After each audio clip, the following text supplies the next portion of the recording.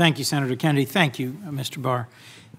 You've declined, or I'd say refused, to commit to following the advice of the career ethics officials at DOJ with regards to recusal from the ongoing special counsel investigation. Will you at least commit to notify this committee once you receive the ethics officials' guidance? Tell us what it was and explain whether you agreed or disagreed with it. To tell you the truth, Senator, I don't know what the rules are and what the practice is, but you know, off the top of my head, I don't think I would have an objection to that. So you'd be comfortable letting us know that you'd received an ethics opinion and either declined to follow? But I'm not sure what the practice and the rules are. I generally try to follow the rules. You said earlier in this hearing you have an interest in transparency with regards to the final report of the Mueller investigation. But I didn't hear a concrete commitment about release.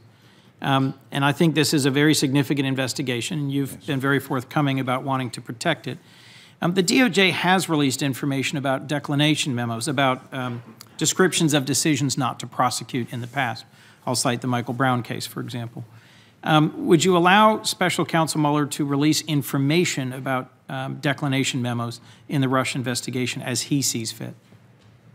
I actually don't think Mueller would do that because it would be contrary to the regulations. But that's one of the reasons I want to talk to Mueller and Rosenstein and figure out, you know, what the lay of the land is. But if appropriate, under current regulations, you wouldn't have any hesitation about saying prosecutorial decisions should be part of that final report? As I said, I want to get out as much as I can under the regulations. You also, I think that's the reason I say it's vitally important. Right. It's related to my feeling that it's really important to, you know, let the chips fall where they may and get the information out.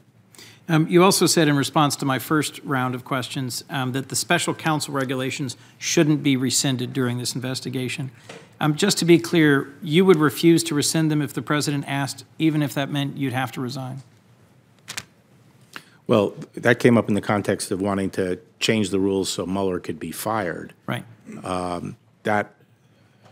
Where there was no good cause. No good cause, correct. And I said there, yeah, I would not agree to that. There's another ongoing investigation in the Southern District of New York in which I would argue the president's implicated as individual number one. If the president ordered you to stop the SDNY investigation in which someone identified as individual one is implicated, would you do that? Well, that goes back to an earlier explanation I gave, which is every decision within the department has to be made based on the Attorney General's independent conclusion and assessment that it's in accordance with the law. And so I would not stop a bona fide lawful investigation. So if the president sought to fire prosecutors in the Southern District of New York to try and end the investigation into his campaign, would that be a crime? Would that be an unlawful act? Well, I mean, that one, usually firing a person doesn't stop the investigation. That's one of the things I have a little bit of trouble accepting. You know, but to answer, the basic point is, if someone tried to stop a bona fide lawful investigation to cover up wrongdoing, I would resign. Deputy Attorney General Rosenstein has said publicly your memo had no impact on the special counsel investigation. If you're confirmed and you're supervising the special counsel investigation, would you order the special counsel's office to accept and follow the reasoning in your memo? I would probably talk to Bob Mueller about it. If I felt there was a difference of opinion, I would try to work it out with Bob Mueller. At the end of the day, unless something violates the established practice of the department, I would have no ability to overrule that. You were Attorney General when President Bush pardoned 6 administration officials charged with crimes arising from the Iran-Contra scandal, and you encouraged the president to issue those pardons. Is it permissible for a president to pardon a member of his administration in order to prevent testimony about illegal acts? Is it permissible under what? Would it strike you? Would it strike you as obstruction of justice for him to exercise his presidential pardon power for the purpose of preventing testimony? Yeah, I think that if a pardon was a quid pro quo to altering testimony, then that would definitely implicate an obstruction statute. Would it be permissible for the president to pardon family members Let me simply because they're family members? Let me say that, no, I'm sorry, go ahead. Two last questions, and then we'll be done.